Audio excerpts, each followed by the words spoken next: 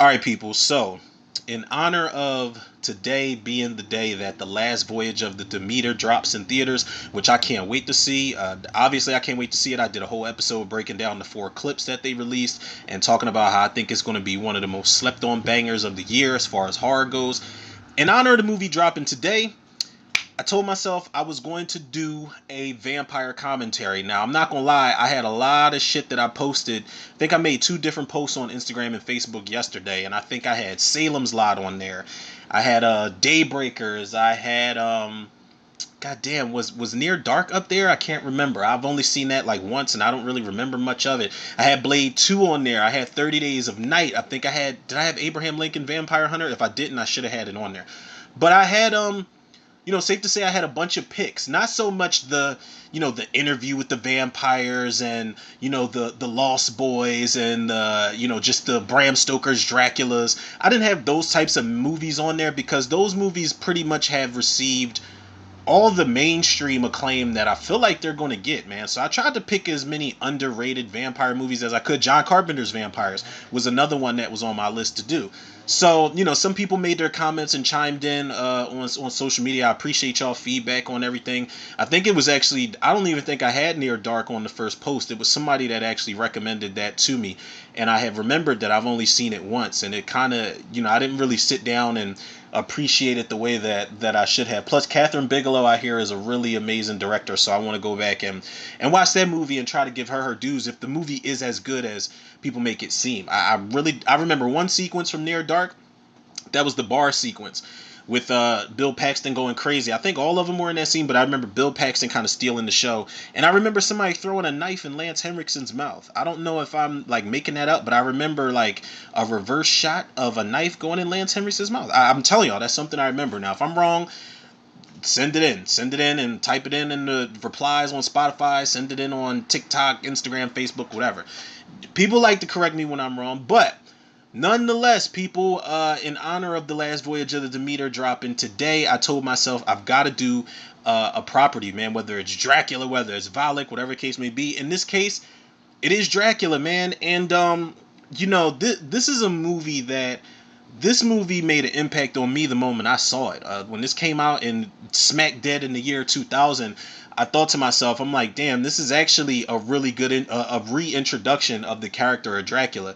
And I mean, let's not waste any more time, people. Obviously, we're talking about Dracula 2000, directed by Patrick Lussier. Patrick Lussier, man, let me say this. I like Patrick Lussier. I have a particular level of respect for Patrick Lussier, but it's something about when Patrick Lussier teams up with Todd Farmer. I'm not so sure that those two guys, I know that everybody has a partner in crime, and I absolutely love that in the in the film industry. But I'm not so sure Patrick Lussier and Todd Farmer are it's always trouble when they link up, especially shit like My Bloody Valentine 3D. Y'all know at this point, man, that was like one of the first reviews I ever did on the podcast, and I do not like that movie. It's got some really decent kills, it's got a solid cast, but I don't like the way that movie looks. I don't like the way it plays out overall. So those two together, it's like I'm looking at them like, all right, y'all, those are the two motherfuckers that cannot sit next to each other in class. Those are the two motherfuckers who get together for group projects and they run amok all over the goddamn place. But no diss to Patrick Lussier or Todd Farmer. I just feel like it's something about when they work together. I don't think Todd Farmer worked on this, and if he didn't, again, no diss to him, I wouldn't be surprised because it's a different quality of film as far as Patrick Lussier's other stuff, man. This is a movie that's handled really well, man. They have some really good ideas in here. Is it a perfect movie? Absolutely not. But is it one of my favorite top 5 probably vampire movies of all time? Yeah, I would say so, man. And if it's not, I would have to go back and check my episode where I did my top 5 vampire movies. And I believe I think Blade 2 was on the list. I think John Carpenter's Vampires was on the list. 30 Days a Night, Dracula 2000. I think those are at least 4 of the 5 that were on my list. But Patrick Lussier, man, he one of the things I do like, there were 2 sequels to Dracula 2000, man, and a lot of people may have seen them and not liked it, but some people probably loved it. Some people probably, there's mixed emotions on there on those 2 movies. I feel like the majority of people don't like it. The people that like Dracula 2000, they probably feel like they ruined a perfectly good, like I said, reintroduction of the character. But I'm not gonna hold y'all, man. I'm about to tell y'all something right now. Dracula 2 Ascension. It's a fun guilty pleasure, man. I'm sorry. I can't remember the guy's name, but he plays Ezekiel in The Walking Dead is in there. Craig Schaefer's in there. Jason, is it Jason London? Jason Lee? I think both of the Jasons are in there. But it's got some really cool moments and some really good practical gore. And you've got Jason Lee, who basically plays a fucking. He's like the guy from he's like the priest from Dead Alive, where he's like, I kick ass for the Lord, and he gets fucking impaled on that hand of the statue. Jason Scott Lee is basically like that guy. He's a fucking priest who's got all types of knives and weaponry, and he's like the most badass vampire hunter you've ever seen. But all right, let me not keep talking about other shit, people. Let me actually, before we jump into this commentary, let me have a full circle moment. I'm glad that I chose this movie because the way, I did this in honor of The Last Voyage of the Demeter coming out today. But I love that this is a movie that starts with all the dead passengers of the Demeter while it's docking. They show all the dead passengers while it's docking into London.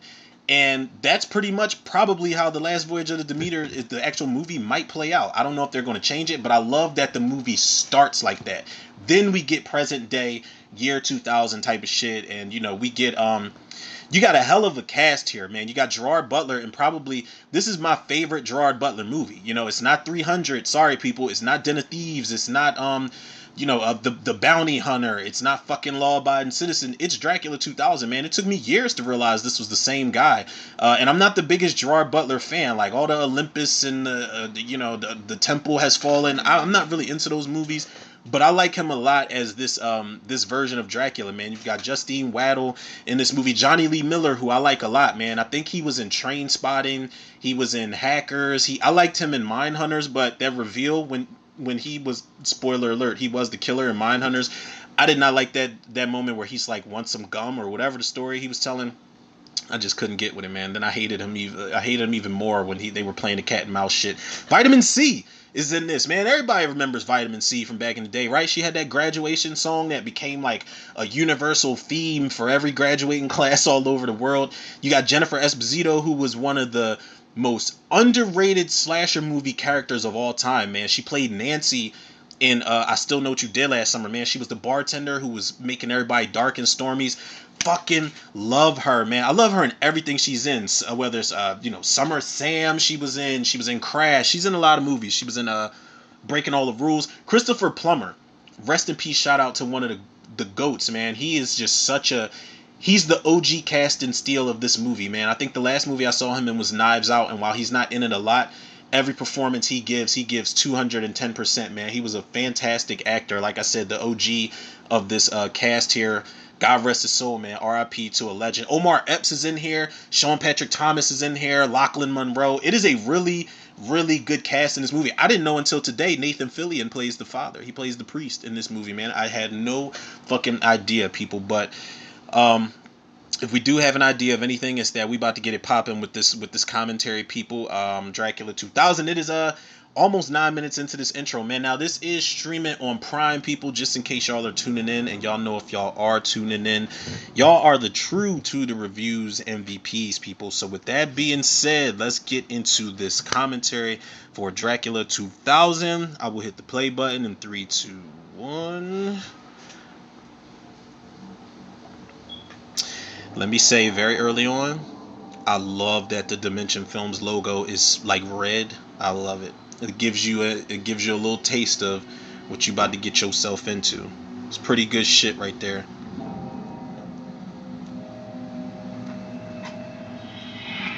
Oh my god, man! Speaking of goats and legends, I didn't even shout out Wes Craven. Now he I guess executive produced it because it says Wes Craven presents.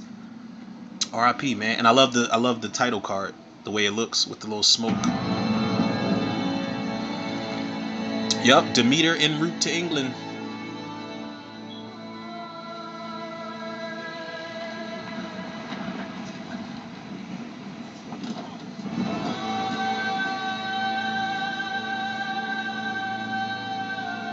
Oh my bad, they don't start directly off with the crew all dead on the Demeter. They're actually They're very much alive. I forgot Jerry Ryan was in this, man. The only other thing I remember her being in at the moment was Star Trek. I think she was in Star Trek. But she plays a reporter, a news reporter in this movie, and that shit. Listen, there's a moment in the movie, people, where Vitamin C, Jerry Ryan, and Jennifer Esposito, they all get turned, and they all become Dracula's three wives. You know how he always got three. There's like they become his three wives. God damn, listen, if it was anybody that could be able to turn me into a vampire, okay, we don't need to discuss it any further, honestly.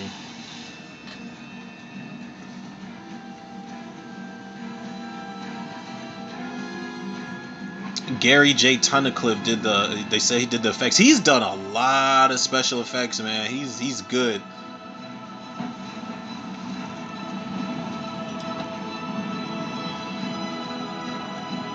You know how petty Dracula was? He fucking tied the dude up after he killed him. Tied him to the steering wheel, or whatever the hell they called it back then. I'm just gonna still call it a steering wheel.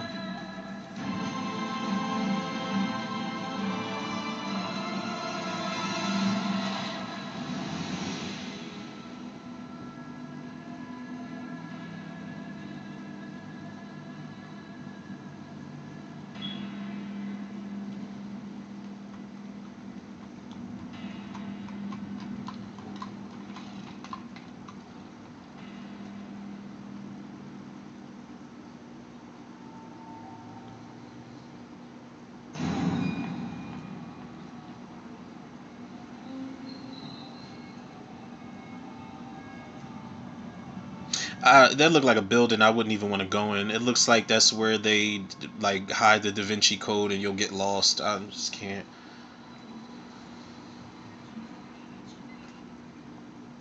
Now there was a rumor that Jennifer Esposito's last name is is a rumor. I don't know. Can't prove a rumor. That's why it's a rumor. But that her name is actually Jennifer Esposito Lopez. But I don't know if it's because she came out after J Lo and she didn't want any confusion. And he said, "Oh, Mr. Van Helsing's always been his best customer. Don't worry, we paid fine." People, also, if I'm rambling on, I've had a shit ton of energy tea today. A lot. All fear he who walks beneath the crown of eternal night. No. It's not crown. It's halo. And it's a halo of eternal night. Ah, well, you see why the design never survived. Look how heavy it is compared to what they were using in England at the time. Was the English made them for firing arrow shafts of wood? This was made for firing metal. Silver. It sounds like something your grandfather would have used to hunt the old axe. Simon, you know how I dislike this kind of talk. Sorry. How my poor grandfather could have inspired a character out of Bram Stoker's book, I'll never know. In truth, he was simply a country doctor. Now, isn't that kind of like they're breaking the fourth wall here? So, what should we say in terms Like, of... I don't know if they've always done that in like the earlier Dracula movies. I really can't remember. Another one. But he's referencing. Y'all get what I'm saying? Keep what I wish. What I wish? Mr. Van Helsing, last of the manifest. Will you be needing anything? No. You go. Okay, good night then. Good night, Simon. Good night.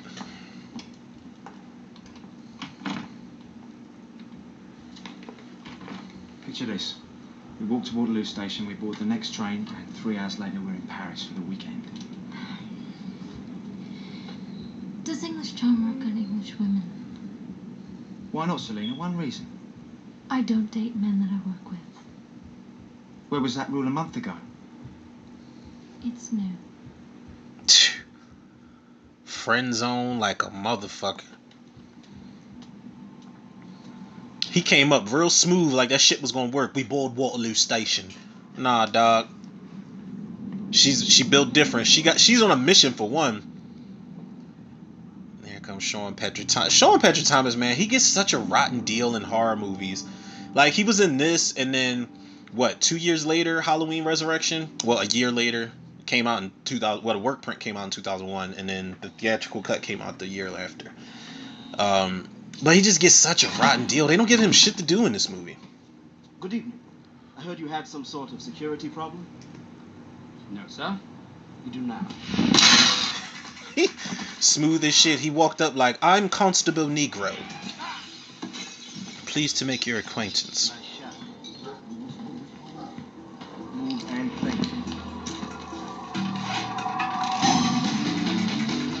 Now this is when we went into fucking Resident Evil territory. Like y'all start playing the MTV rock music type of score. Oh God, people, there's a reason. Now he's on screen, so I'll just mention it once. There's a reason I didn't mention Danny Masterson being in this movie because, like, go and look up what's going on with him right now, or what has been going on with him for a very long time now. He's you know they're doing like a retrial of his rape shit, and it's like, my man, like, you were on that '70s show, and you had like a couple scenes in The Faculty. It's too much willing, conscious, free vagina out here for you to be out here raping motherfuckers. Piece of shit. That's as far as I'm gonna go with it, man, because I don't want to go on a rant, but yeah, there's definitely a reason I did not acknowledge him. I guess Harvey Weinstein saw the potential in this kid, and that's why he's in the movie, because birds of a feather, right? Two pieces of shit. Okay, I'm done, y'all. I'm done. Because this character will be dead in like, what, 15, 20 minutes? Shit, I keep forgetting he comes back as a fucking vampire. So give it 30. This was a cool idea that they introduced, man. The fact that Matthew Van Helsing has stored the blood of Dracula in these leeches, and he's kind of running low, and when he doesn't start injecting himself with the blood throughout the course of the movie, he starts to look real sickly. But I love that he's been stealing Dracula's blood to, like, you know, to keep himself going all these years. Voice recognition confirmed. Stand by for retinal scan.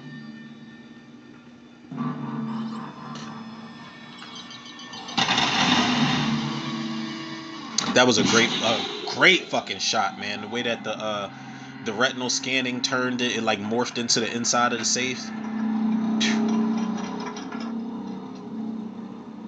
And it's crazy, man, because I think IMDb, now y'all know I don't go by IMDb scores, Rotten Tomatoes. IMDb's scores are a lot of bullshit, but a 4 out of 10, I think they gave this. Y'all are fucking crazy. This is one of the better interpretations of the character of Dracula that we've gotten in decades, honestly. You can't really count 30 Days a Night because it wasn't Dracula.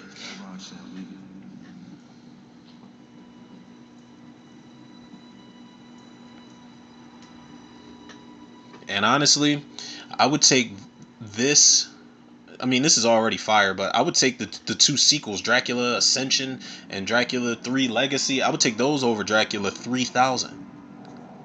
Yes, there is a Dracula 3000, people. Casper Van Dien. The chick from Bordello of Blood is in there. The one that played Corey Feldman's sister.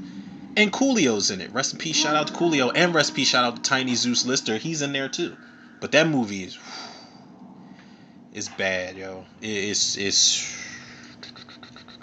yeah.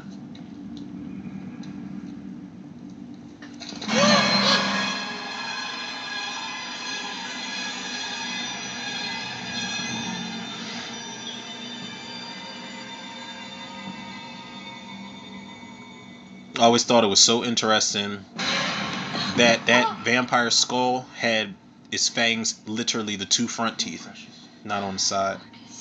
Idiots. Question for you. Are we supposed to make profit off of this? What have they found? Furniture, candlesticks, some old piece of shit pottery. I gotta tell you, babe, this is one morbid old bastard you work for. What about artwork of diamonds or gold? Fucking crucifixes and coffee cups. You don't think... That could have been a Van Helsing mixtape title right there. Crucifixes and coffee cups? What? Tell me y'all wouldn't have bought that shit. I'm going to find it. On a serious note though, Omar Epps, man, one of my favorite actors ever. Omar Epps, I know it's not old, but it's not new either. I watched I think Marlon Wayans was taking over like the Daily Show or some shit like that, and he had Omar Epps on there. They've been friends since high school, and you can tell. But Omar Epps, you know, he can add author to his resume as well as actor. Like he came out with a book. I forgot what the book was called, but the way he was describing it makes me want to like go out, grab it, and read it. But Omar Epps he's a G, man. He's another one that gets a rotten deal in horror movies. You know, he gets murked off, he turns, and when he turns into a vampire is really cool, but he gets murked off in this.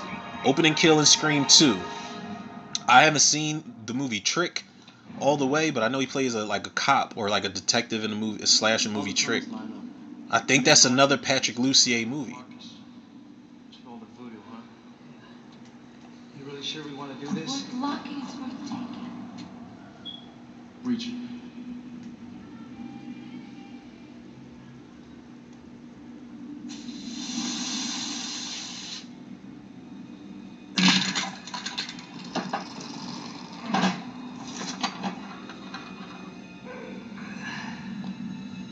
Fucking cross on the front door. Like, there's no way we need to be going in here.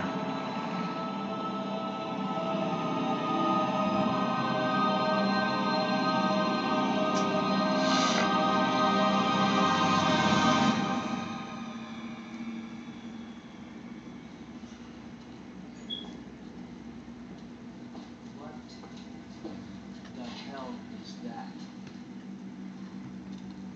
She said money. She said gold. I said he guarded it like gold. I said I didn't know why. 1,000-year-old silverware? He's probably got his goddamn mother in that thing, Marcus. Marcus. Marcus! Bullshit, man. We're here for money, Marcus. The skulls are to scare us. The crosses, the coffin, all of it. It's a grand spanking mind fuck to scare off thieves. If you make a killing, why hide it in this? Excuse me, people. See, I know. Like an old wood box you got? Oh, excuse me, y'all. I hope I don't start sneezing. I know there's a reason I close my window, other than obnoxious noise and drivers. Jackson shade, you get your gear, and you get this thing open.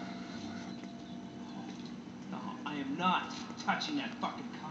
Want to get paid? Get it open! Part of the frickin' plan. No latches here, there's no locks. It's gotta open somehow. Oh, I gotta see you.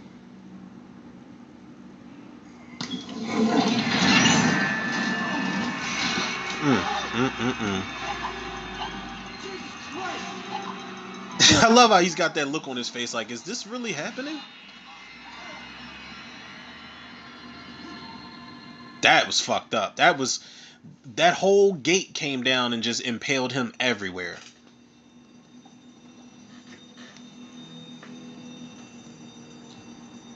Now, obviously, that wasn't for if somebody tried to steal it.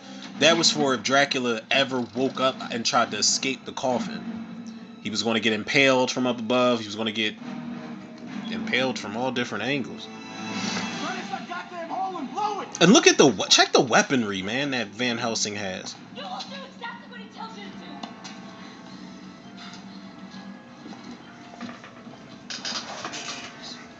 Find some spots.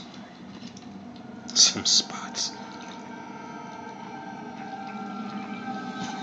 Nobody noticed that the coffin was drinking blood?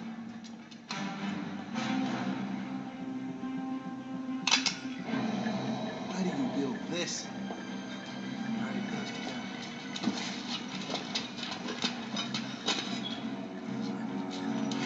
They're not even mourning the death of their two comrades at all.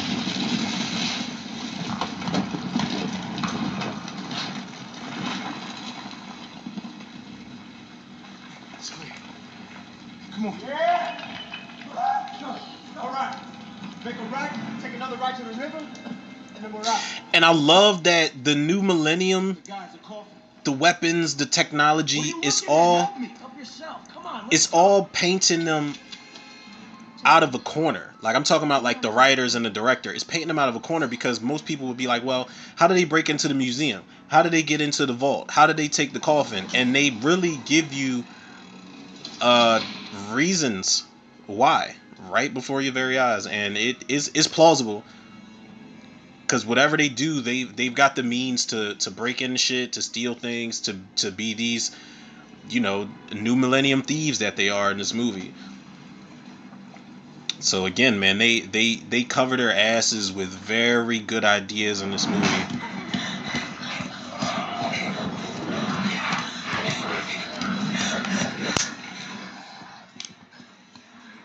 This shit look like if you're just like having animalistic sex under a strobe light. Like her nightmares are very weird, and she does that a lot in this movie, man. Like she hallucinates, and what's her name? Mary Van Helsing. She hallucinates a lot. And Justine Waddell, I don't know if I'm saying her name right, but she does good in this movie. Vitamin C, people. What is her real name? Let me look and see what her real name is, because I like Vitamin C, man. I'm not like, the song wasn't really my forte.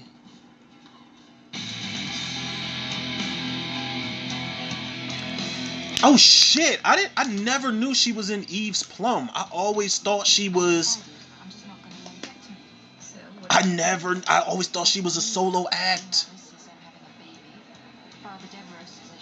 I'm looking at a picture of her now. I didn't know she was 51. She looks good, man.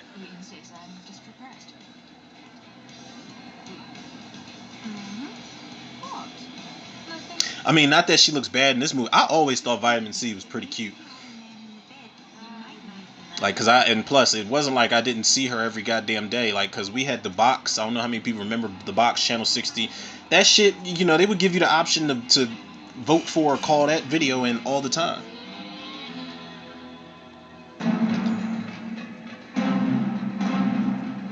I love that this music is an ongoing kind of like theme in this movie.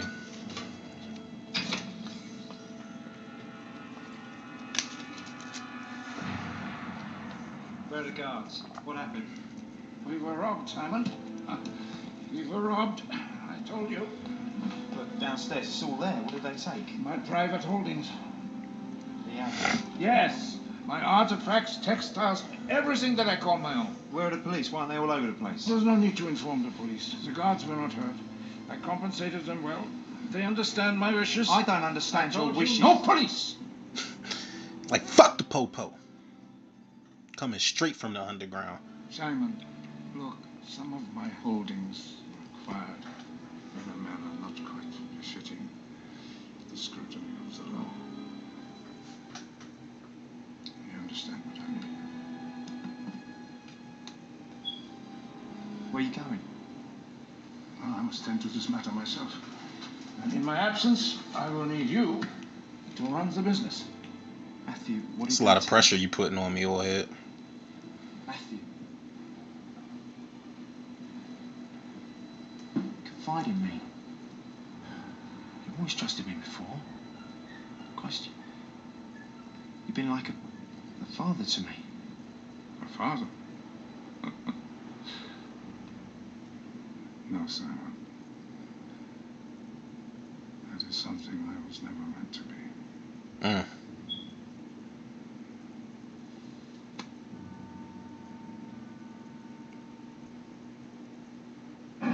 That was a great moment, man. I don't think until just now I really like realized the emotional weight of that scene right there.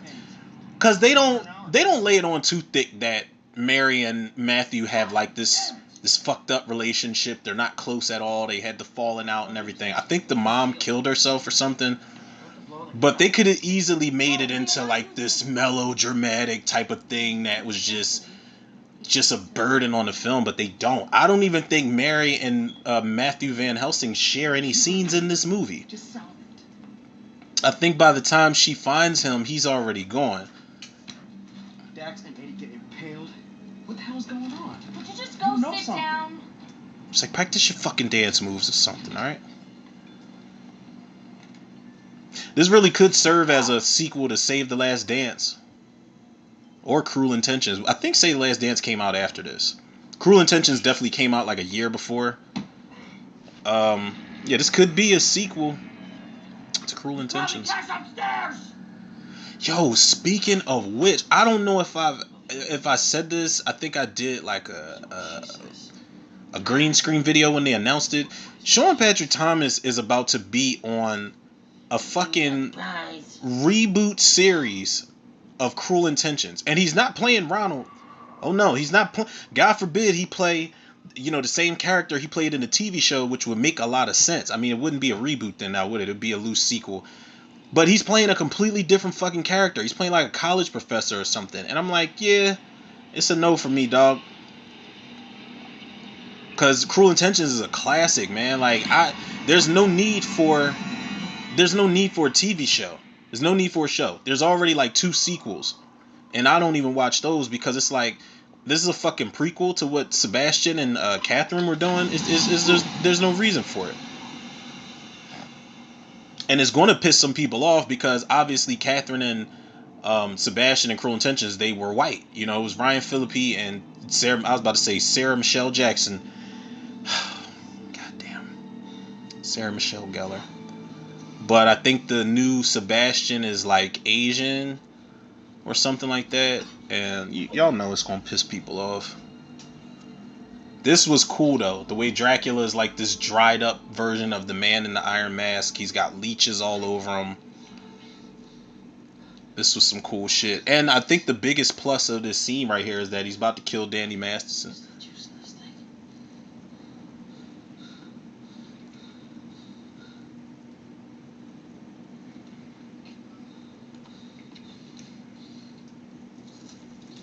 Oh,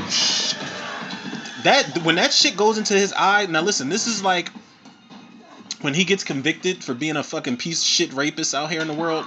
This is like the torture methods they should put him through in actual prison. Just start plucking leeches into his eye.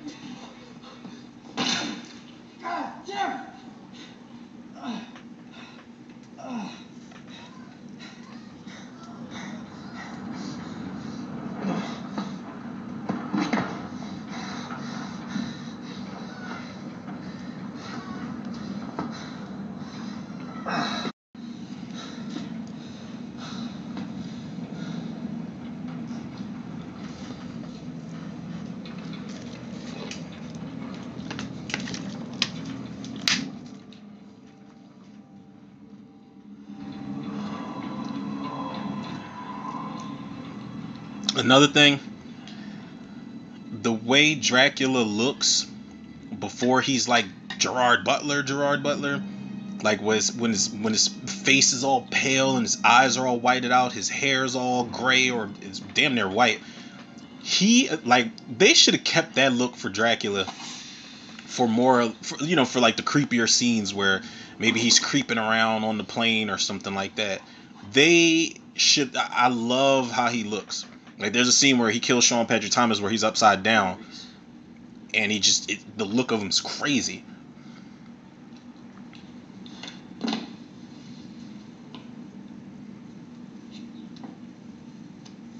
Why would you touch the fucking body? Yep. He's doing you a favor, bruh. Trust me.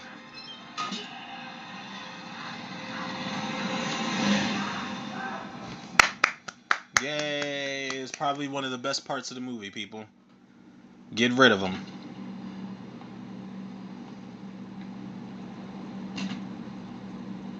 First of all, if I heard that, I'm not going to look for him. I'm not going to investigate. I'm going to be like, yo, y'all heard that? Because it was only him. I was about to call this motherfucker Sean Patrick Epps. It was only him, Omar Epps, and Jennifer Esposito in that one particular section of the plane. So I'd have been like, yo, y'all heard that? Me neither.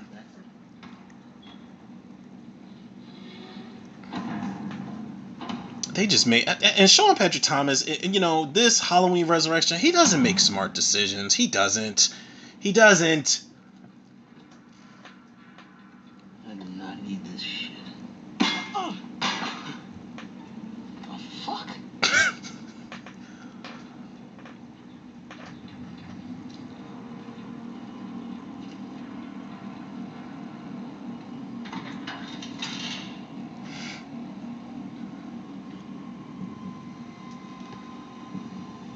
Sometimes I wonder when I do watch this, what was the theater reaction? Like, did certain moments get the reactions they wanted from the audience, or what?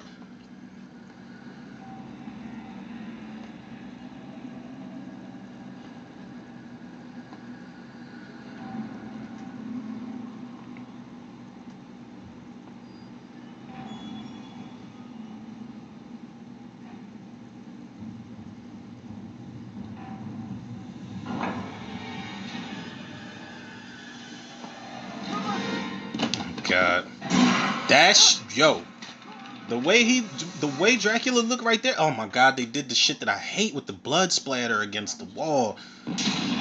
Just show the fucking kill.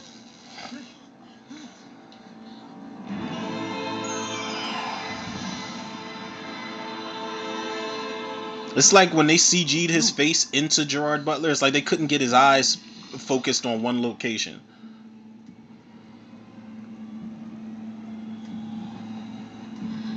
Okay, here we go. He has officially turned into Mr. Steal Your Girl.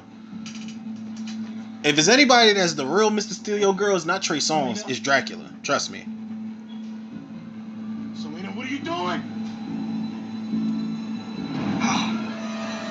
You can't hands off of us!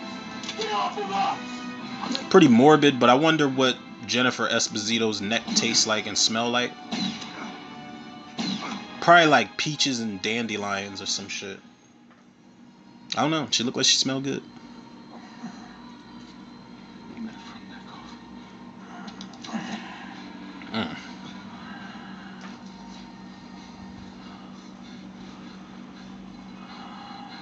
You're not from that coffin. As cool as it might be to become a vampire, at this point, I'm gonna just jump the fuck out the plane. Because bullets ain't gonna work. He just dug the rounds out of his stomach. Or out his chest, wherever the hell. Or I'm gonna just keep shooting oh right, because they're about to go into the clouds, so the sunlight ain't gonna help. I forgot all about this part. I was about to say I would keep shooting so the sunlight peers in. Now I don't know if that's just the weather or if Dracula did that. Charlie! Stay alive!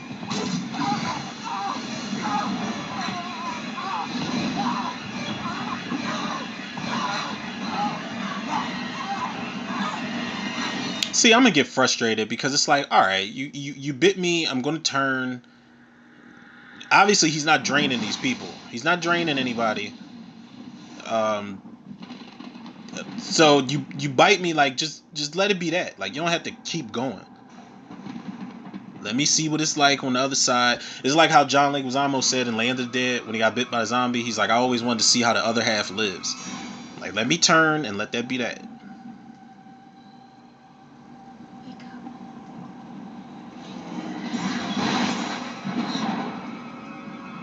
Wake up. Wake up. Mary, It's the dream. Mary, you're on drugs, sweetheart. You know it's the dream. Wake up.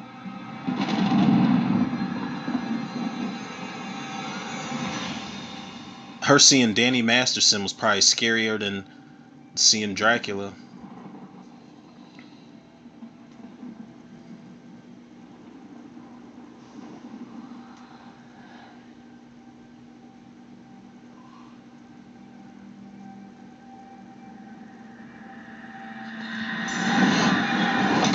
And one of the things with the character of Mary, she's got such a like harmless, innocent look to her, man. So you want to see her survive, and you don't want her to go through the shit she's going through. But like I said, obviously she's on drugs. She's going through an acid trip half the movie. I saw his face. Oh. But I just, you feel bad for her. You want a final girl that you root for. You don't want to see her get killed. There's something so wrong. It's okay. It's okay, Mary. And then it's good that she's got a best friend that I'm not going to say she believes her, but she's there for her nonetheless. I used to think they were just nightmares.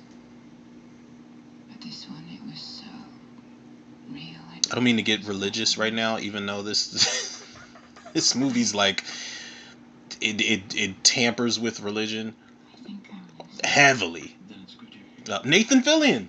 I'm telling y'all, it wasn't until today I never knew that was Nathan Fillion playing the priest. confess. He's in one of my favorite movies, man. Slither. I was just talking to somebody about Slither yesterday. That's definitely a commentary I need to get to for y'all. My mother came. And he was in the last I want to say he was in the Suicide Squad, the Did she reboot. ever talk about my father? Why she? I feel like he was. Why she took me away? Did she ever say what it was? She thought she But how many of y'all have actually been to confession? I've never done it. I don't think my sins were that crazy to go to confession and talk to a priest about it.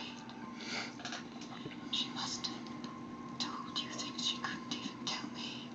But anytime somebody's in a confession booth, is that what it's called, or did I just steal that from the real world? I'm sorry, I was watching like the Real World New Orleans. They got the episodes online, man. If anybody out there still watches the Real World, damn, now I want to watch the Real World again. I swear to God, man, the best seasons were Hawaii. Hawaii is hands down like one of the best. Like with Tech, Amaya, Kaya, Ruthie. Ruthie, you go back and watch how much alcohol Ruthie consumed, and it's scary. Make you question life. But Real World Hawaii, when they went back to New York, I don't remember which season it was where they had Theo, Anissa.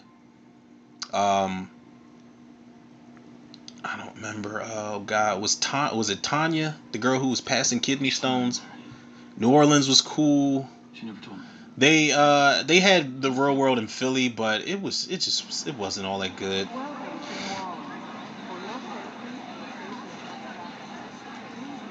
I forgot what the fuck I was about to say about the confessional booth. Oh, anytime I see the confession booth, whatever, I always think of The Exorcist 3, man, where the father's taking someone's confession and it's literally somebody that's possessed by patient X. Our Valerie Sharp is standing by live. Some of the scariest shit ever. Valerie? Thank you, Wesley. God I'm damn, here in the swamp of death. Jerry Ryan in that dress, man. Like look. Points unknown. We have shocking footage of the presumed pilot. Sensitive viewers may want to turn away. I'm not turning away from you. Bizarrely lashed to the yoke with radio cable and bound in twisted pipe. The remaining 4 victims, as well as an antique silver coffin. She is a bombshell, boy. A tiny town hall has been transformed into a morgue tonight. That's desperation for real. Like when you, and again, real quick, look how sickly Matthew Van Helsing is. But that's desperation when they turn a town hall into a fucking morgue. You can keep the town hall after that. If I owned it, I would just sell it. Like, yo, I don't even want it. It's a great shop. Going over the swamp, the plane wreckage, and all of that.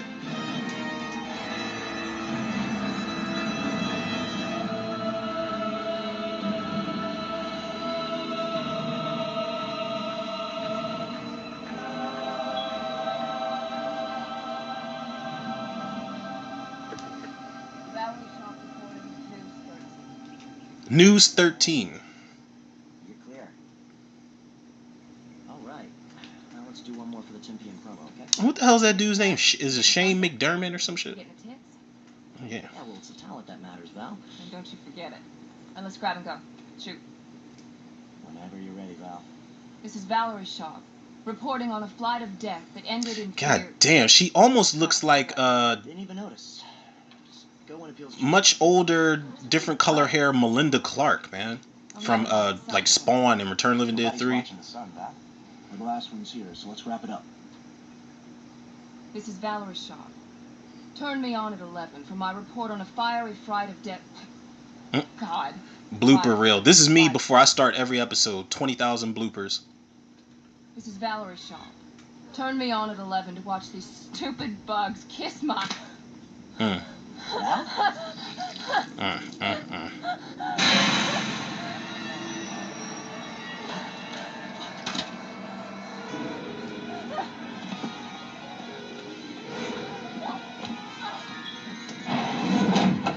Now, unless he had the keys, why didn't she just drive the fuck off? Oh, God. Oh, no. Oh, God. That was a waste of a good fucking kill right there, because they could have, I don't know, they could have dismembered him. He could have did something. Maybe they ran out of time. Maybe it wasn't in the budget.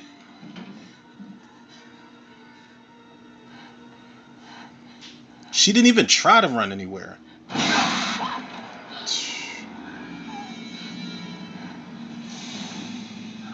Here, take my hand after I just semi-sliced your throat. I'm telling you, Mr. Steal Your Girl, man.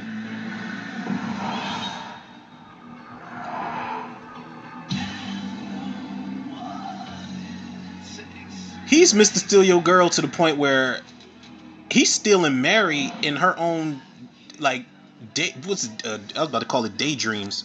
Yeah, pretty much. Daydreams.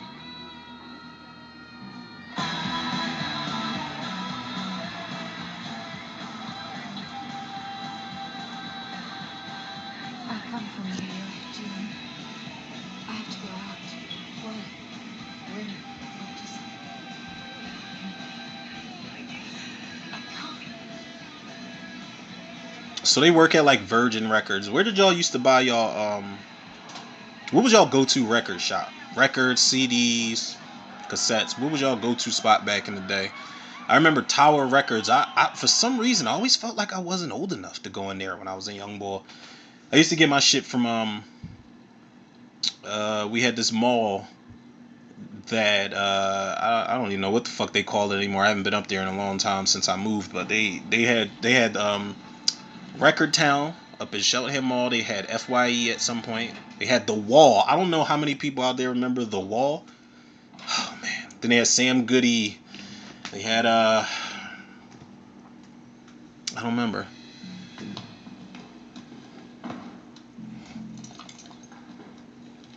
Now this is, yo, the way he's assembling this gun with the silver bullets. Matthew Van Helsing is the motherfucker that comes to the pool hall with a duffel bag and assembles his own pool stick at the table. If you see somebody put together a pool stick at a table and they're about to play you, I'll say 8 times out of 10, you about to get your ass handed to you on a silver platter.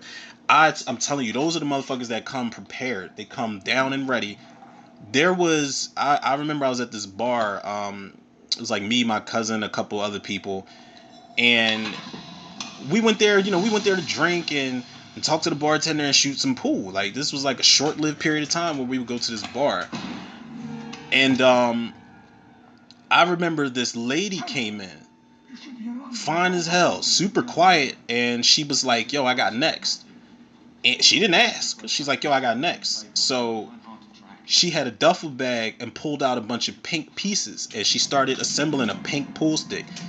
I wasn't playing, but somebody we came with played, and she, I'm telling you, mopped the floor with this dude and then just left. What the hell does that mean? What are you doing? What must be done? That's Selena. Not anymore.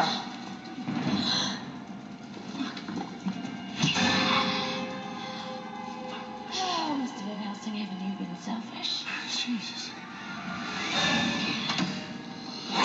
Now listen, is it possible for her to have gotten much finer since she turned into a vampire?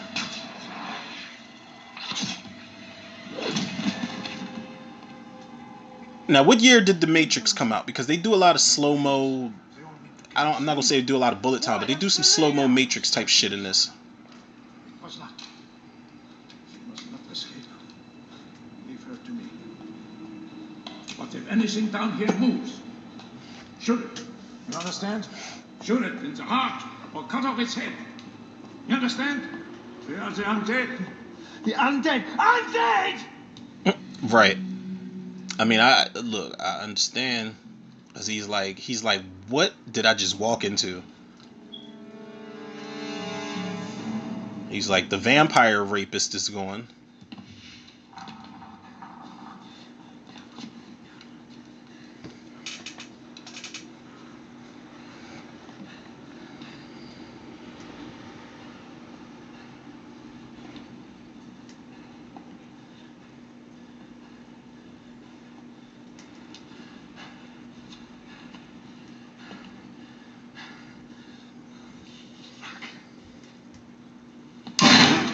shit.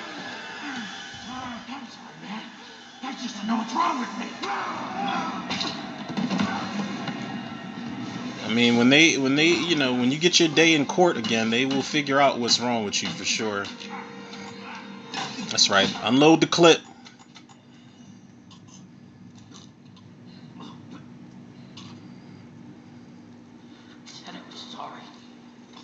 Again, that's gonna be him when he gets his day in court. I said I was sorry.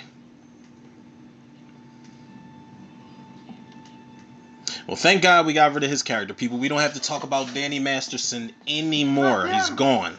Good riddance. Now this, I'm not gonna say that this part scared me when I first saw it, but when that little shuffle happens inside the body bag, I was like, oh shit. Because I wasn't sure who was inside of there. Don't even matter who was inside of there. These motherfuckers are all vampires.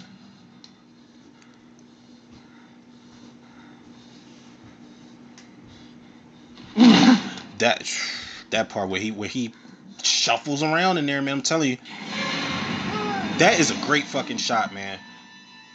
When Omar Epps rises up out of that bag like that, they slow the camera down just enough. I got something for you. Sorry, sport. I'm an atheist. God loves you anyway.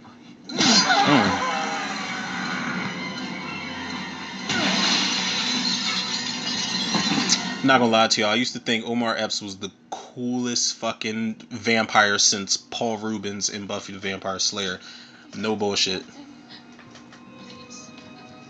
They just didn't give him enough to do as a vampire. I feel like he should have been like one of Dracula's goons.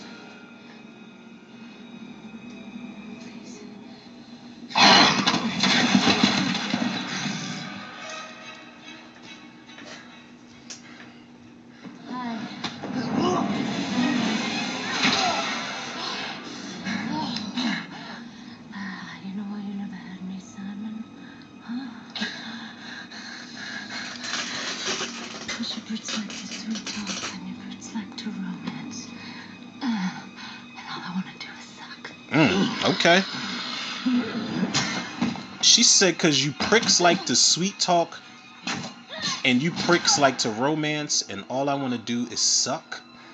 Listen, if that isn't intriguing enough to let her turn you into a vampire, then I don't know what is.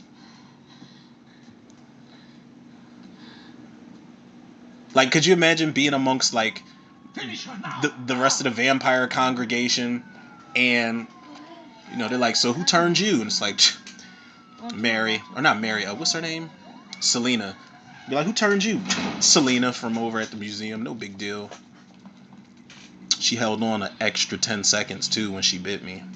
You know.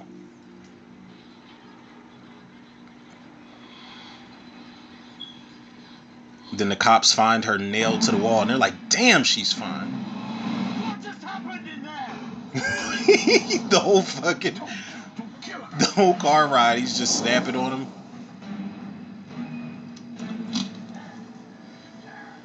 They can be killed by silver, by sunlight, by stakes. You must pierce their heart or behead them. They are Nosferatu. Beheads them? And you knew this? And you're all right with this? I had them destroyed, eradicated. All but one. My secret. Which one? He is what they stole. Listen how he says it. Dracula. Dracula. Dracula. Not myth. No ravings of a mad Irish novelist. He's real. I assure you. Listen, he better believe him. Twilight Zone. No! Wait! He was the first. Dracula was the first. The Adam, the patient zero. But unlike those he infected, he cannot be killed. There's no way that I know. What do you mean, can't? For each act that destroys a vampire, he survives. But there has to be a way. I spent my whole life searching for a way to kill him. Oh, I like this flashback sequence a lot. How Van Helsing outsmarted him He's got a mirror in front of Dracula, and because he's got no reflection, it was kind of like a little trick he played on him here. As a man, yet cost. I love how he touches the glass and it just shatters.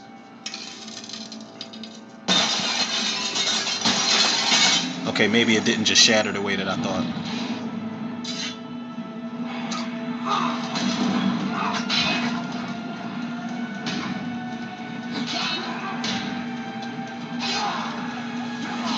Everybody got some. And I love this here because when Dracula gets impaled for the last time, the stake goes through him and Van Helsing. So that's how Van Helsing got, you know, got a little bit of the Dracula. To uncover his secret. To know who he really is. And somehow find a way to end him. I used his blood, filtered through leeches to stay alive. But I never found the answer, Simon. Only this. He hates God. He is repulsed by all things Christian. But these things do not kill him, no. They only fill him with a rage that makes him even stronger. Now you know. No, you judge me as you see fit. But right now, we must stop him before he gets what he came for. But he's here by accident. The crash. No! No! His GPS took him here. He's not here by accident. Matthew, Abraham, whoever you are. But what else you never told me? It was the first time I believe that there is someone else in the world like him. And he senses it, he senses his own blood. So it's your fucking fault, sir.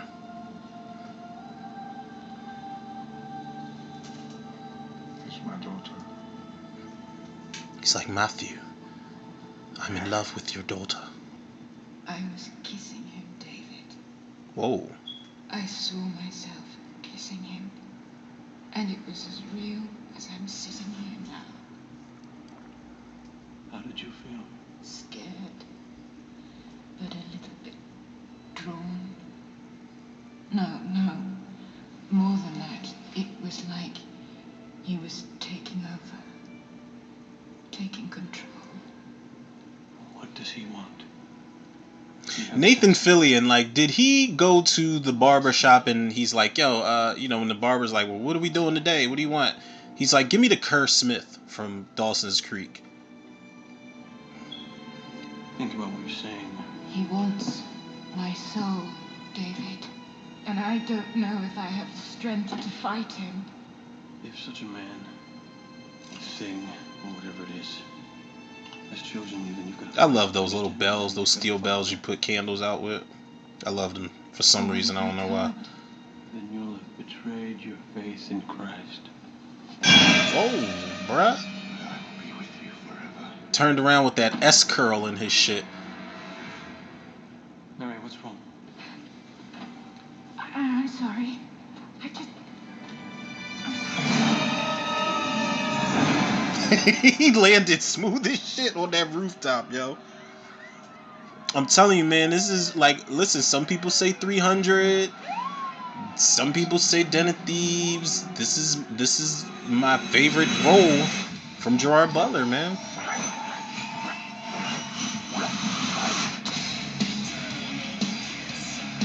This motherfucker's got gravitas with this role, man.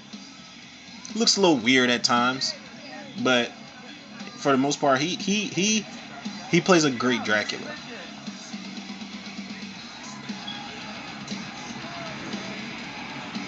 Even Dracula's looking around like, I know I'm a vampire, but what the fuck are you people into out here?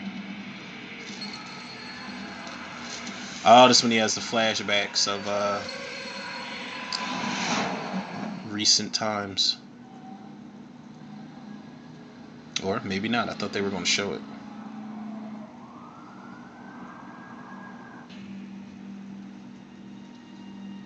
Selena, Dr. Seward here tells me you believe yourself to be a vampire. How does one become a vampire? No. How does one become a lover?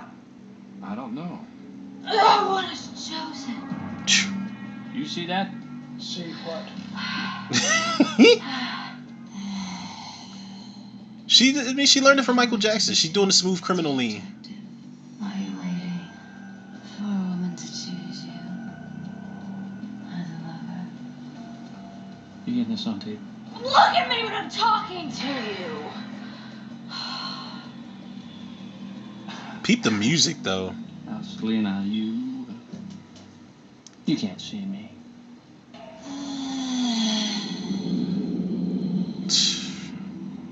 Of course I can.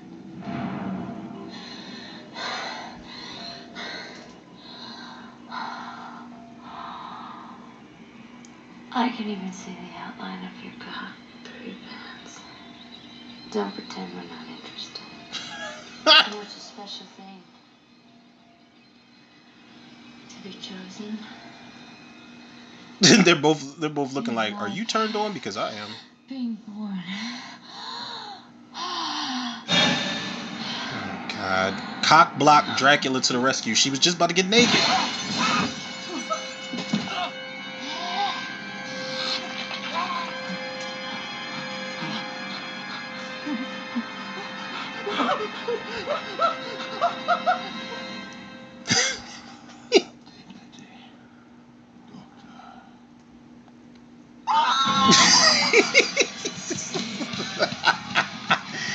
I'm sorry, y'all. That's like, but you know what? If you about to get like killed by Dracula, that is like the scream I would guess one would give off.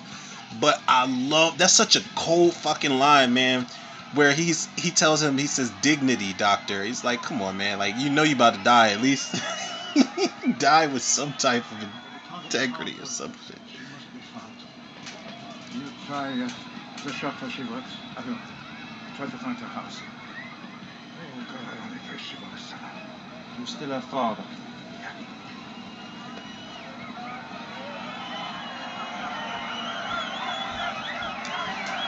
Everybody keeps saying there's a movie called Cobweb that's streaming now. I've seen like the advertisements for it.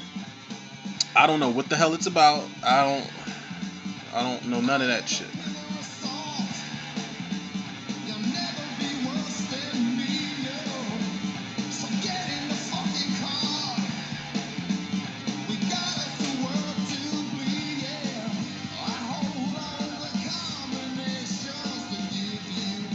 It's another full circle moment, people. It just dawned on me. I was saying, I was snapping earlier. I was like, oh my God, I didn't know Vitamin C was a part of Eve's Plum, the group. Eve's Plum, the first time I heard of them was in Higher Learning when they performed at that Keep the Peace Fest where Rennie shot everybody up. And guess who was in Higher Learning, people? Omar Epps, who's in What Are We Watching? You already know. I don't even need to say it. I'll be making it come full circle, y'all, on the Tudor Reviews podcast. He is turning all heads in the store. Like they're hypnotized.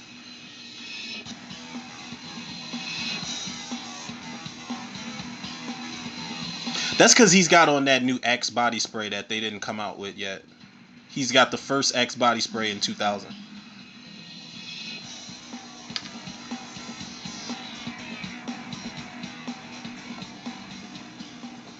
She's like, oh shit, where'd you come from? Can I help you? I'm here for Mary. Mary? Vitamin C, man. Listen, I'm gonna say something right now. I don't know where she is. I can't see her without. I think her hair is like different, a little bit different in this movie than it was in when she was doing her music. But I can't see her with any other hair color other than the two hair colors I've seen her in. Like this shit here fits her perfectly. And I ain't even a hair connoisseur at all. She should be home by now. I mean, there's really no place else she goes anymore. You know, it's really weird. She used to have this real wild streak. Why you putting all her business out in the street? Hey, Mare, you home? Mare? Nola?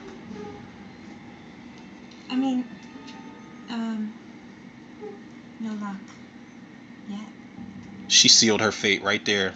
He's like, oh, you sliding like that? You can wait. And she invited him in. This is it. Home sweet home. I'm upstairs, Mary's down. Jesus, girl, do you taking strays all the time like this? This place used to be your mom's. We had to give it a little personality, though. It was a little, oh, what's the word? Catholic. Exactly. Hey, can I get you some coffee or something? I don't drink coffee. Why don't you make yourself comfortable? Damn, she gave him all syllables of that word. That's how you can tell she. Look how he's looking at her. He's like, oh yeah, this is gonna be good. Tell me your name. I have many. But we're all so much more complicated than our names. Yes. Lucy. I was named after the Peanuts character. Poor thing. Now you getting your boots smoked.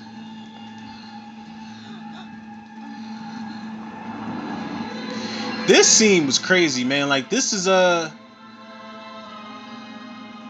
like he put the D on her so wildly that he fucked her on the ceiling.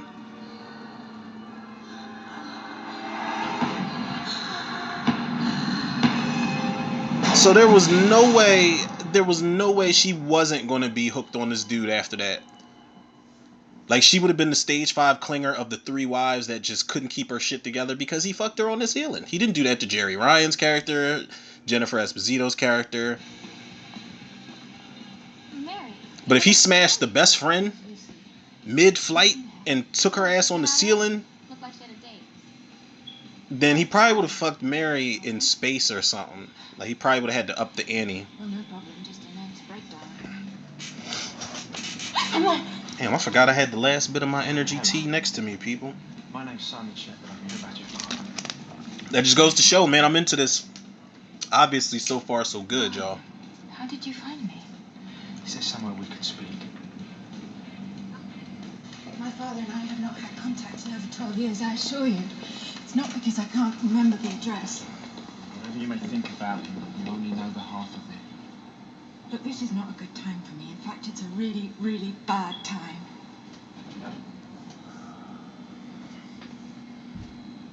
I have to go. Mary, I'm here to help you. Look, Mary, I know about your mother. I know about how she took you off to Scotland, Canada, here. She never told you the reason, did she? I saw what it did to her. She's like, yeah, I gotta go. We keep hearing shit. I'm out. Mary. Mary, what you're scared of is real. Your father's the only one who can help you. My brother Drake. Omar Epps was gonna pop up sooner than later.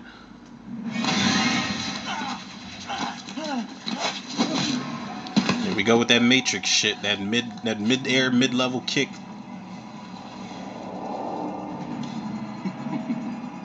Following you all night. That one eye that he got stabbed in is just You got me thinking. Just the way he's strutting up to him. It's like they should have did so much more with Omar Epps in this movie. How's this for concept? Eye for an eye, mate.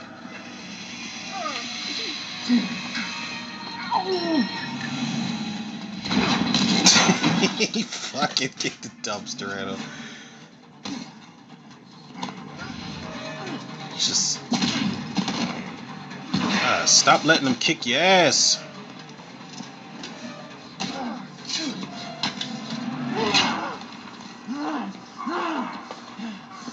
Never, ever, fuck with an antique state. They should have done so. Oh my god, man! It could have been a reoccurring thing where, like, Simon just keeps getting fed up with Omar Epps, like, just pestering him and whooping his ass throughout the course of the movie. They could have done something with that, but obviously they had plans to cut his fucking head off. I used to think that was one of the coolest kills in a vampire movie too, and like the way he spins around like that and cuts his fucking head off. But that could have been, if I was to do Dracula 2000 over again, or some iteration where it's a lot of similar things about it, I would have made that a thing. I would have had that one encounter in the town hall, like that they turned into the morgue with Omar Epps and Johnny Lee Miller. The reason behind, or not the reason behind, but that moment would have been the reason why these motherfuckers keep running into each other in the movie. Like, repeatedly, I would have it happen. Any type of situation or circumstance, like, they just can't seem to stop running into each other. It would be like kind of what they did. They did a lot more of that type of situation in Buffy the Vampire Slayer with Luke Perry and Paul Reubens. Rest in peace, shout out to Paul Reubens, man. But Amelin and Pike keep running into each other.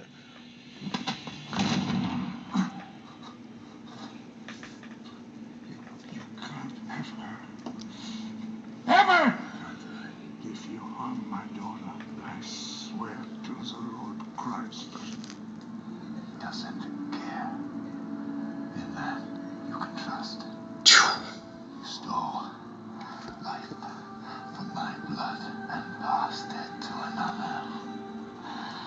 She's mine, Mary, now. Never. Never. I want revenge. Take it. Right here, right now.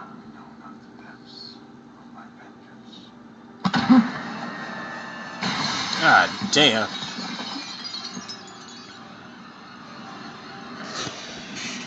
So let me ask y'all a question.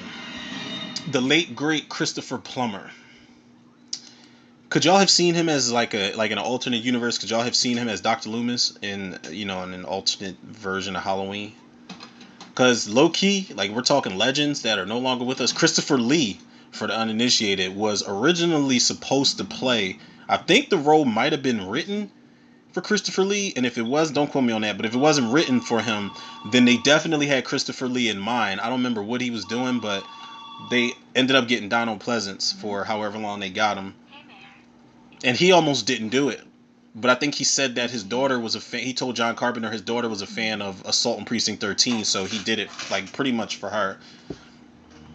And he, went on to do the rest of the Halloween sequels that he did up until part 6, but Christopher Plummer, man, he's up there, man. Christopher Lee, Donald Pleasance, Peter Cushing, Vincent Price. Like, you just don't get that level of actor anymore. I mean, there's plenty of amazing actors out here, but people like Christopher Plummer, he can carry a film like this, man. And he's not even, they just killed his character off. And you still feel the weight of his character, the weight of his acting in the movie. And at some points, it's like it's kind of like you miss him at some point when he's not on screen anymore. I don't know if he was like a trained Shakespearean actor or something, but I wouldn't be surprised if he was.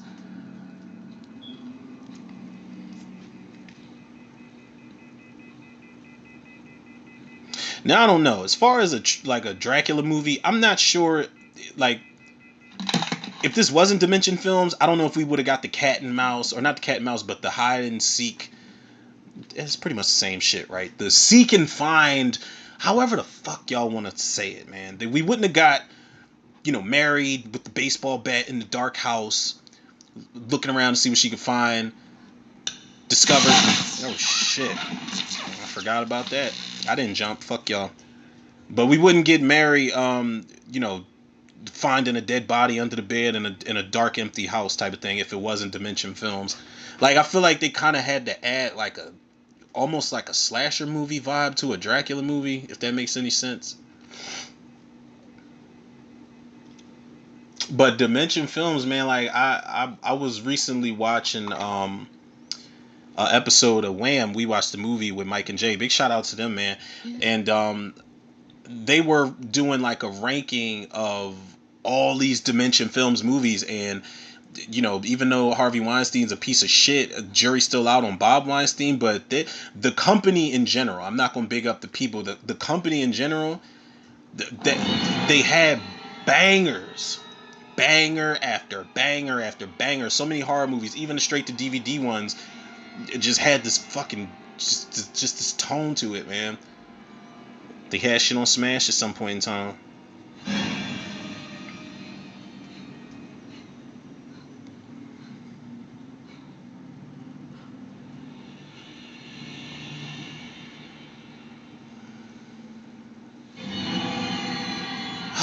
Matthew.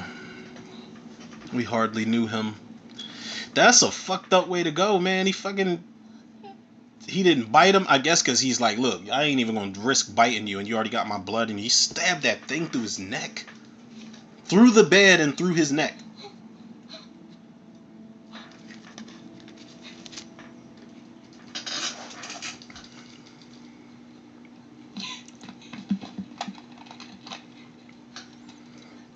Do y'all remember those see-through phones? Used to light up when people called them. Shit. Every night in your dreams and you never even share. It is better than chocolate. I guess. Ooh, is that a dolly zoom down that hallway?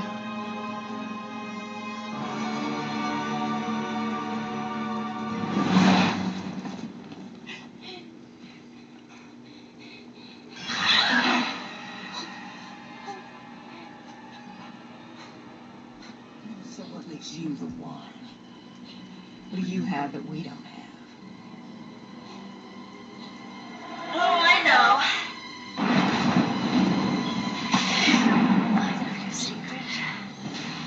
Oh, yes. It's kind of cool how she's crawling on the side of the wall like that. I can still taste it on your daddy's blood. Oh, yes. The essence.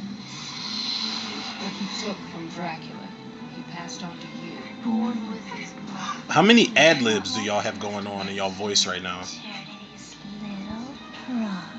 Sorry about you. It was sucked him dry. Listen, y'all can have me. Alright?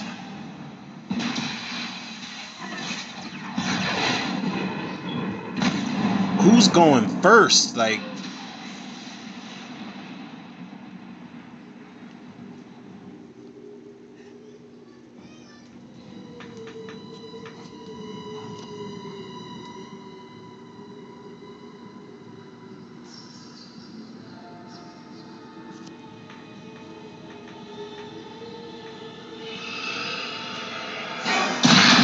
Jesus. Alright, I think he's about to turn into a wolf. And bats, if I'm not mistaken. Why's he running like that? He's running like he was trying to do his best impression of the T-1000, but he fucked up.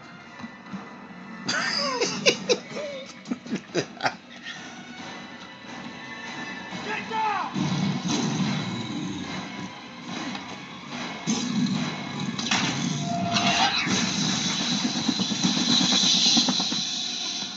Dated CG, but it was cool though. You okay? Yeah? Yeah, what? Yeah, oh. Where's your father?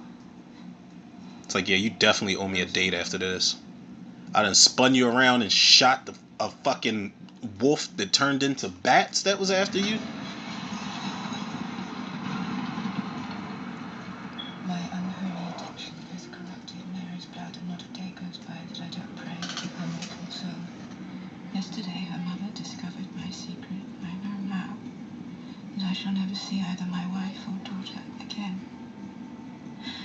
Perhaps it's for the best, but the pain of their loss is unendurable. Still, I must carry on. You knew about this. Not until tonight. So what now, Simon? We need a sacred place, somewhere we can hide until dawn. Figure this out. Well, there's an old seminary nearby.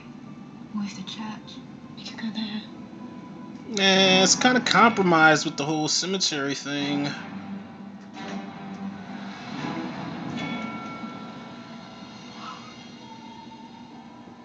So I'm part of him. His blood. I'm part of Dracula. That's what all this is about, isn't it? I'm his.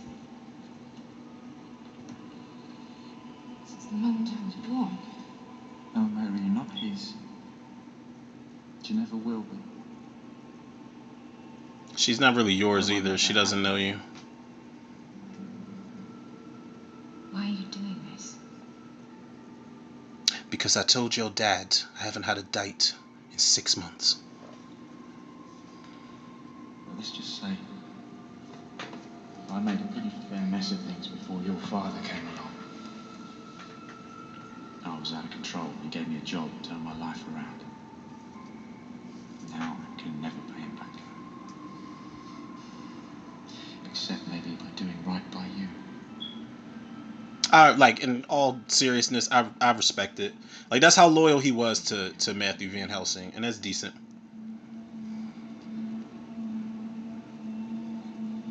Do you believe in destiny, Simon? Fate? Your father kept us all safe from this evil for 100 years. He defied death to do it. Something tells me he didn't ask fate for permission. I'm not my father. That's a great line. Don't be so sure.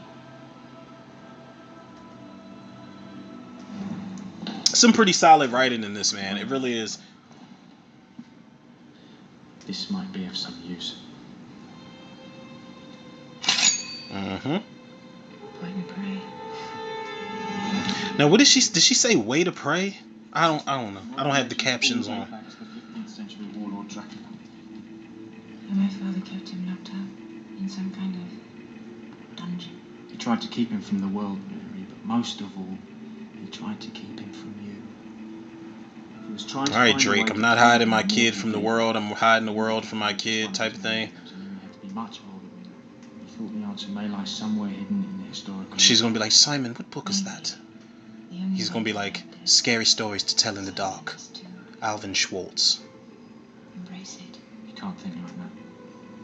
See, don't put me in a fucking library that beautiful and big, because I'm gonna forget that Dracula's even after us. I'm gonna be just looking for something crazy, like maybe some Stephen King, James Patterson, The cross, the Bible, And silver. why silver? or Scary Stories to Tell in the Dark. Has to be something more. Or maybe some Dean Koontz. I like Dean Koontz novels too. I feel like people don't really I feel like a lot of people don't really give Dean Koontz the credit he deserves, probably because his film adaptations aren't always all that good. It's been a dead language for almost 2,000 years. Believe in me.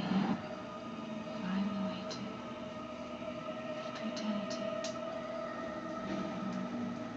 You know Aramaic. No. But he does.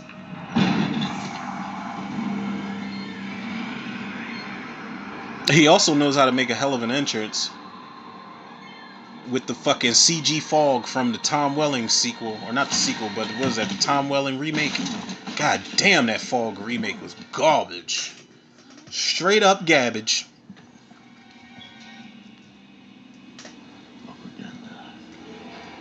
Simon, wait. Run, Mary! Get out of there now! You think you can defend her with the Bible?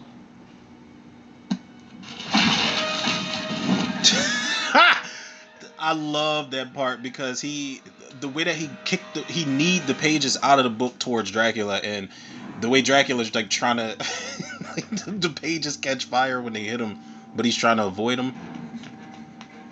Almost reminds me, I mean, two completely different movies entirely, but it almost reminds me of when that scene in Sometimes They Come Back, the first one, where North tries to walk into the church first when they're outside fucking with Brooke Shields or no, Brooke Adams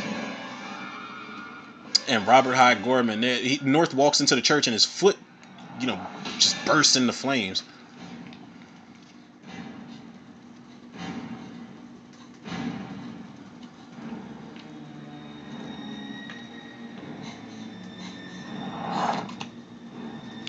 I wonder how weird it's got to be to film scenes in cemeteries, man. I don't know if it's a set. Obviously it is, because he just kicked off a piece of the, you know.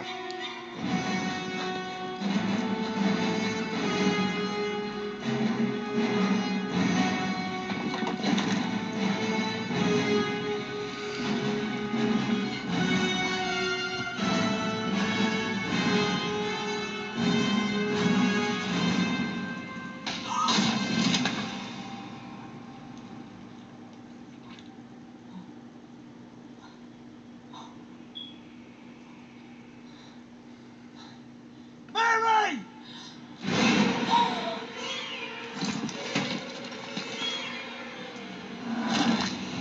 God damn.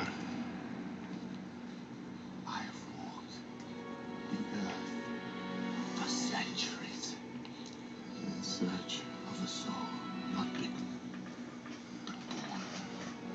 It's a long time to be searching. I am is yours. Mary! Mary! It's time to accept the fact that, you know, Mr. Steal Your Girl has struck again. It's mine. It's the second woman he about to steal from you.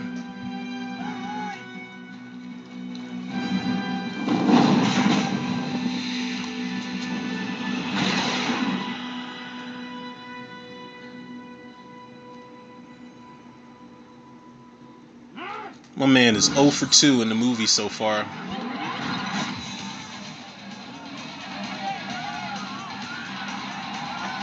Jesus Christ, man. I don't want to, and I'm sorry because that sign definitely in the background says Jesus saves from hell. But I said that because it's like Mardi Gras ain't for me. All those people, you got to shimmy past them. Pee Wee Herman shit. Excuse me. Like, nope. That is way too many people for me. Listen, the only way I want to be surrounded by this many people anytime soon, within the next century or so, like Dracula said, is if the podcast ever gets like into official show form, and I can start having like tour dates to do live shows for the podcast and just talk about movies with y'all. Like the way Double Toasted does their tours, man. Obviously they came a long way, but that's creative goals right there, man. They go to like New York and stuff like that, man, and they put on these shows, man, where they talk their shit. Like if that was all of y'all, the listeners, lovers, supporters out there, and it was like a live commentary or live movie talk type of thing. Oh yeah, I wouldn't mind being surrounded by y'all, but all those other ones. Okay. She wanted me to show up. So tell me, do you ever dream about making it with a TV star?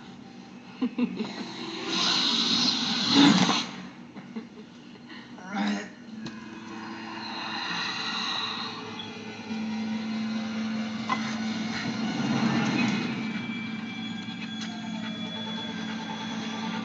Take your pick, man. Jesus. I'm telling you, even as vampires, they make it difficult.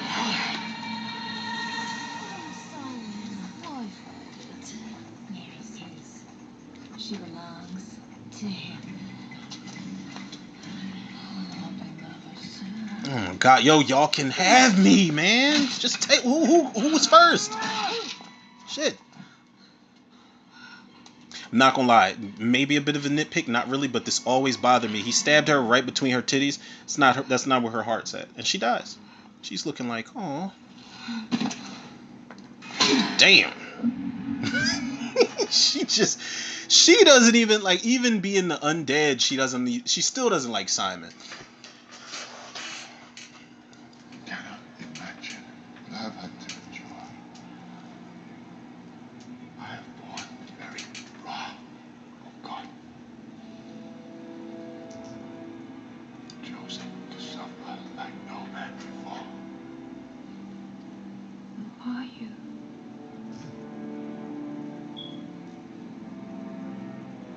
It was my last sunset on this earth that made me who I am. I am. Let me show you what I have shown no other.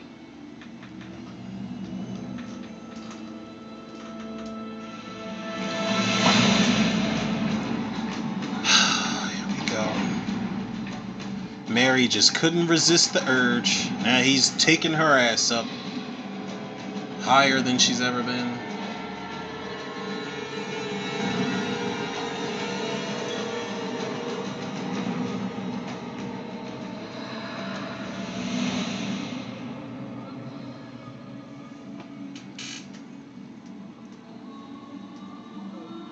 Now they're in what? The fucking canopy of deception right now? Oh! I don't know why I didn't remember that. How he cut his own throat and let her drink from it. The insert shot of him cutting through his... My God.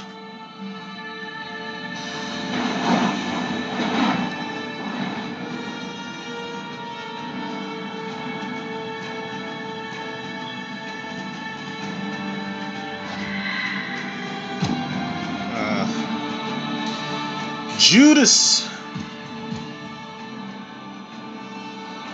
Now, this was a crazy twist for this movie, man. The fact that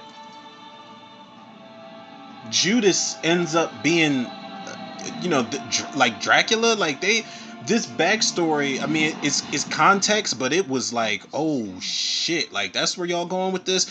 It almost reminds me of the backstory that they gave Breaker in Demon Knight, where they tamper around with religion, man. It's not one of the things I appreciate about this movie. It's not overwhelming, like the religion side of everything. Because if they would have made this nowadays, they would have turned this motherfucking movie into, obviously I've never seen it, but I hear the movie Mother with an exclamation mark at the end with, like, I think Javier Bardem, Jennifer Lawrence. I heard that's like, they advertise it to be a horror movie, but I heard that it is just it's very much about religion. And I feel like that's a bit of a, that's deceiving in my eyes, man. It is, I don't know. Like nowadays, if they remade this, they would just be heavy-handed on the religion and the message and the social commentary. I mean, it's kind of there, but it's they don't let it completely take over this movie. It's one of the movie's strengths. You speak up when you talk.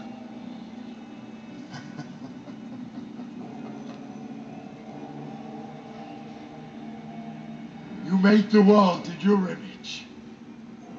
Now, I make it in mine. He's talking to the Dracula's so petty and childish. He's talking to the picture of Jesus like it can respond back to him. Come, Mary. Let us feast.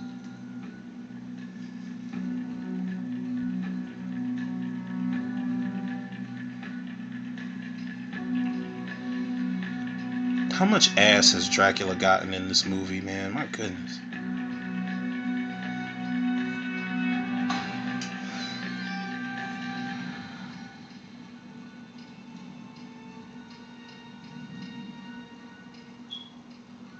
She's one of us now. You could smell it on her. He saved him for you, Mary.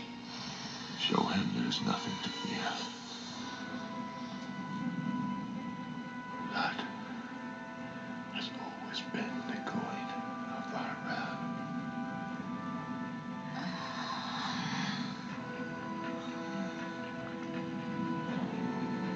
I gotta be honest, man. As far as like the movie monsters subgenres go, I'm a zombie guy. But I enjoy those the most. But vampire movies for me, I gotta be honest, yo, have always been the most intriguing of all the other types of movie monsters.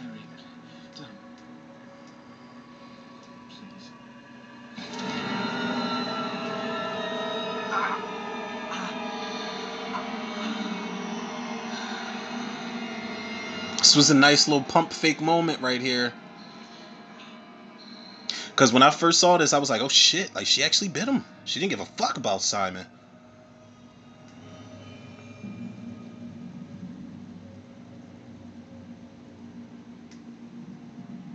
Thanks. Not gonna lie, I go back and forth with whether that moment got on my nerves or not. Because when she, Lucy wipes the blood off her lip, she's like, "Thanks, Luce." It's like, okay, we're still best friends when we're vampires. That's cool and all, but it was kind of, I don't know. I'd like his head. Vampire or not, he won't You want him to give you what? now.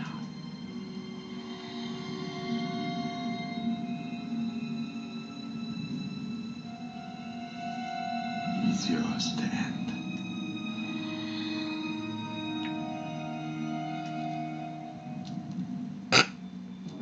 The face that she made after she kissed him. I'm sorry. Oh,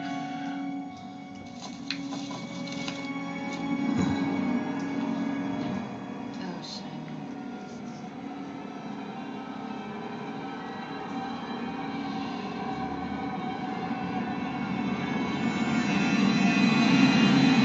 Bitches aching. Clean off her shoulders. For my father.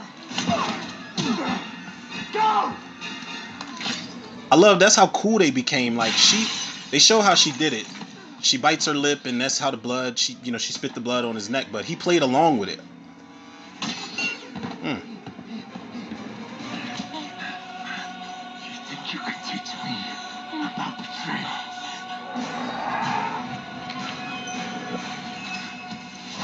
That was a nice little tie-in right there.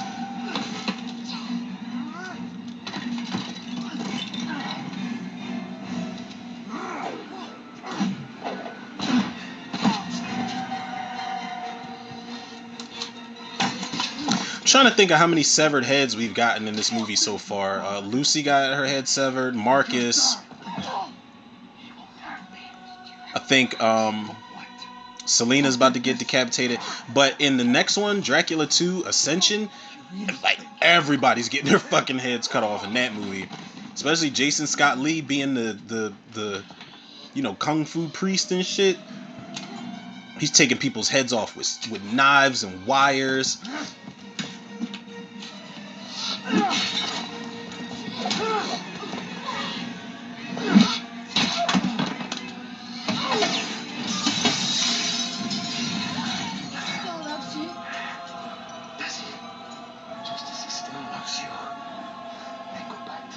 And see if you still have you. Fucking.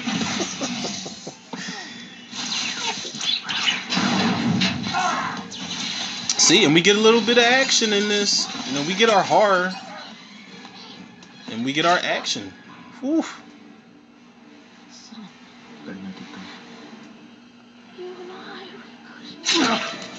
Damn. Oh, what a waste.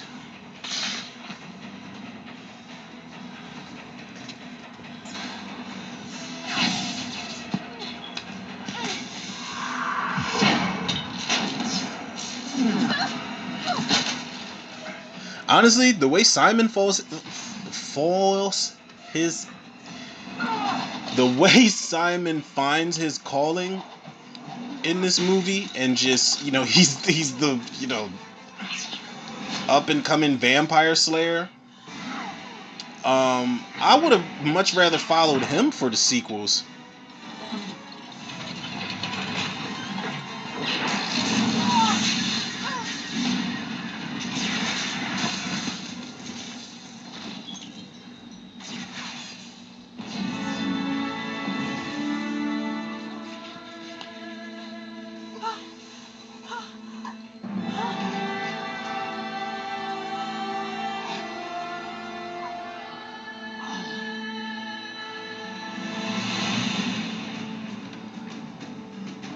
It's over, bruh.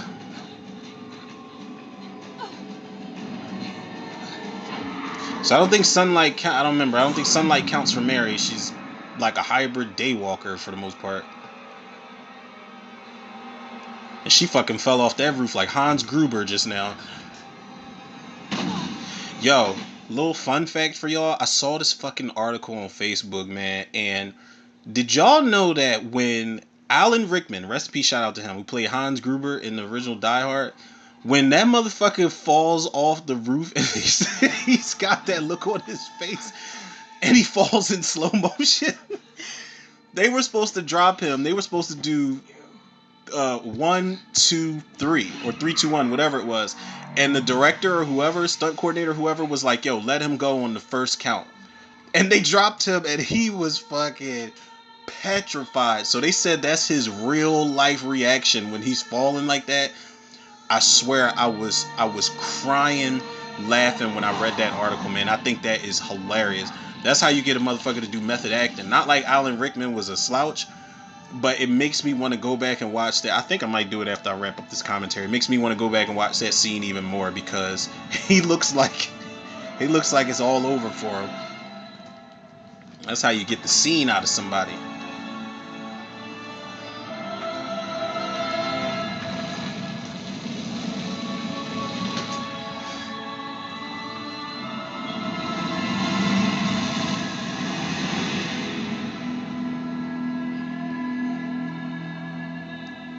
Now they do pick up after this though.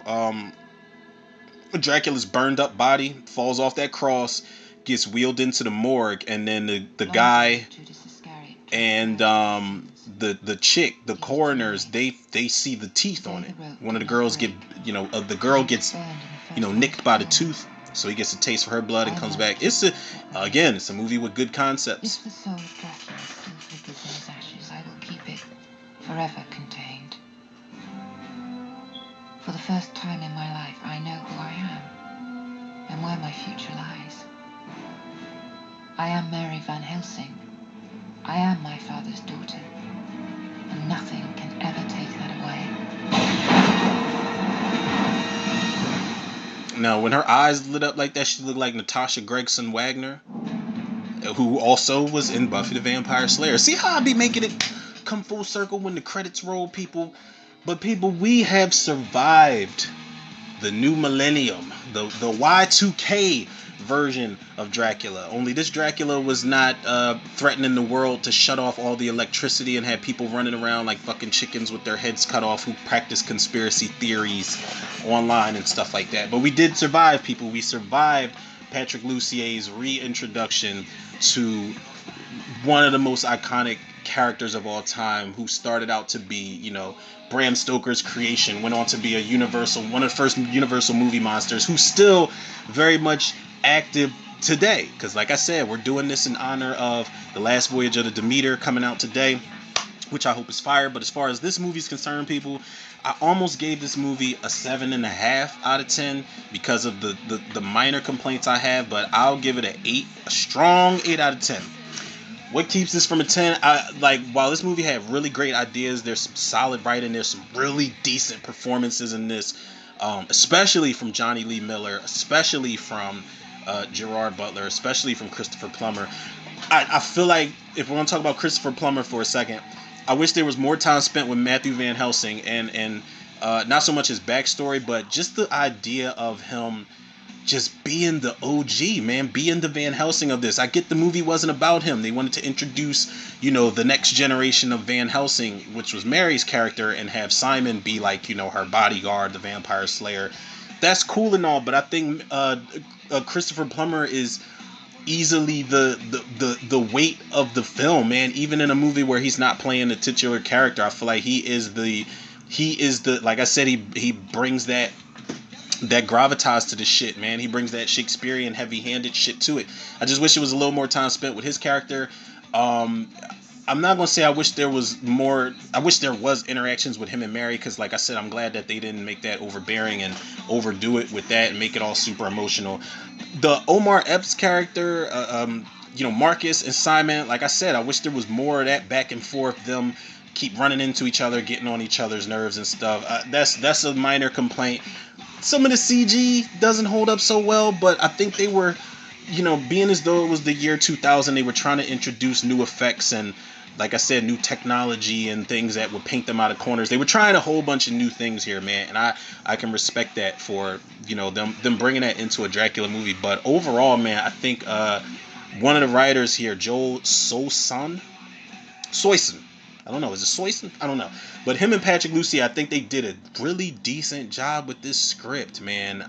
There is, I don't know what it is people really dislike about this movie, but I feel like people are so, everybody sets the bar. If it's not Bela Lugosi's Dracula, then it's Gary Oldman's version and Bram Stoker's Dracula, the 90s version. I feel like this, if we've got the old school version and we've got the 90s versions of Dracula, this is the 2000s version. I don't think that there is, some people could put Luke Evans' Dracula Untold up there. This is it, and I'm hoping that the Last Voyage of the Demeter is a new generation's version of Dracula, man. But this one right here, this is Gerard Butler's his role for me, man. I dig it, and he is taking this seriously, man. I don't know how many movies he did prior, but he does a really great job. He's intimidating. He's charismatic when he needs to be. He's really shady and shisty, man. Like, he can act without dialogue in this movie, man. There, like I said, that scene with Vitamin C where she goes up the steps and is about to take her shirt off, the way he looks up at her, he's giving dialogue without saying anything at all, man. I feel like, I'm not going to go as far as to say this is a movie where it didn't need any dialogue and it was that good it could function as a silent film, but his character, if his character didn't have as many lines as he did, I still feel like he would still play out almost as good as he did with the lines they gave him, man. So, shout out to Gerard Butler. Shout out again to Patrick Lussier for wearing two hats on this project, writing and directing. But, shout out to Gerard Butler and Justine Waddell, Johnny Lee Miller. Rest in peace, shout out to Christopher Plummer. Shout out Jennifer Esposito, Vitamin C, Omar Epps, Sean Patrick Thomas, and Jerry Ryan, Lachlan Monroe. Did I say that dude's name was Shane McDermott? I think I got him confused with Dylan McDermott from American Horror Story. I don't know that motherfucker's name. It sounds like it's right, but the guy whose name I was talking about, the cameraman, Shane West is his name. Really quick, man, let me see what the fuck Shane West was in, because I saw him in something. Oh, he was in League of Extraordinary Gentlemen, which I was watching. Double toasted it again. I was watching a bad movie roast for that movie. Don't expect the commentary for that, people. I listen. That's like if I set up a Patreon or something like that, then that's the only way I'll do that commentary. I don't want to tread those waters, people. But y'all already know where to go, man. And if y'all don't, y'all can follow the podcast on Spotify, iTunes, Google Podcasts, Apple Podcasts, Overcast, Pocket Cast, Breaker, Radio Public, Podbean, and Podcast Addict. Shout out Spotify for podcasters. Follow me on Facebook, Instagram, and TikTok, Romero Tudor. Shout out to the Facebook movie group, The Cinemaniacs. And last but certainly not least, shout out to the Tudor reviewers, the listeners, the lovers, the supporters out there. How am I trying to close this off, people? What the hell was I about to say? I don't know. I just had like a whole brain fart moment, but I feel like I just wanted to say, I guess, happy Friday to everybody. Make sure y'all stay safe out here, man. Stay productive, and stay scary. Stay watching scary movies all the time, whether it's a vampire movie, whatever. Make sure y'all go see Last Voyage of the Demeter. Tell me y'all thoughts on that. Tell me y'all thoughts on that movie. I need to know. I'll be seeing it soon enough, but I don't think I'll be seeing it today, which is why this episode will have to suffice as far as maybe I'll just stick with vampire movies for the rest of the night. Probably won't be dropping anything this weekend, Saturday and Sunday, unless some trailers drop, some last minute trailers or some crazy movie news. I'll probably be dropping that. But Street Trash commentary, y'all can expect that on Monday. I've got it in the tuck. I've still got the Twisted Metal commentaries I gotta bang out. But Street Trash commentary, y'all, I'm not even gonna say y'all are in for a treat, because I got certain ways I feel about that movie, but y'all will have that commentary Monday morning. I can almost promise y'all that, man. But y'all already know the love and support y'all show me. I show it back to y'all tenfold and then some. So with that being said, people, yours truly, Romero Tudor, another episode of Tudor Reviews in the can. I'll check y'all on the next.